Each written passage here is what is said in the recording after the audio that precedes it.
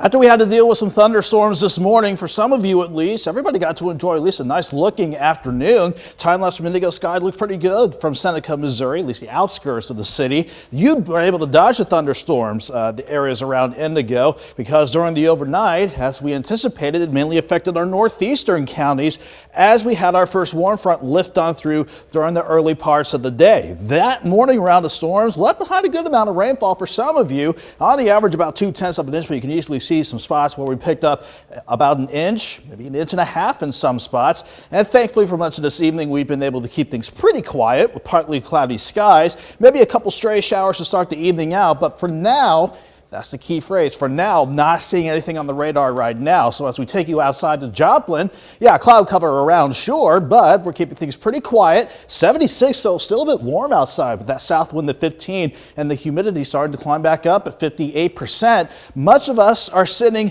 in the lower to mid 70s across much of the region, but you can still find a few upper 70s, believe it or not, at 9 o'clock.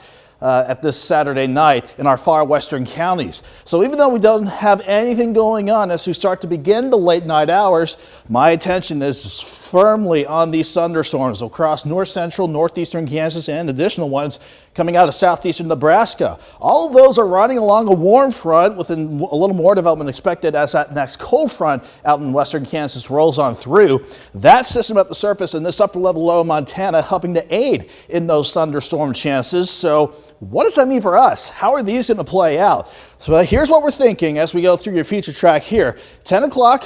We should be okay still, dry in our area, but here's 1 a.m. The leading edge of the thunderstorms wants to start sneaking in toward the south and east, clipping our northern counties first.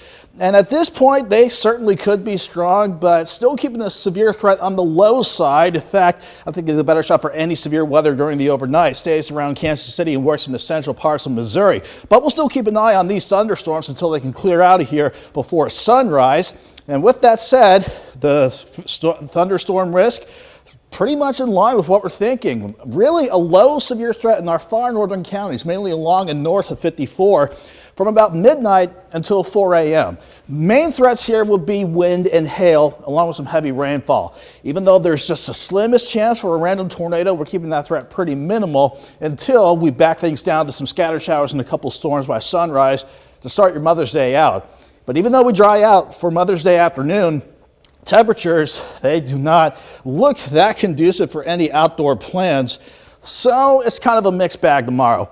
We're dry during the afternoon for your Mother's Day, but temperatures not quite ideal. 63 in the morning, 55 by noon, and trying to bounce back into the upper 50s by, let's say tomorrow afternoon.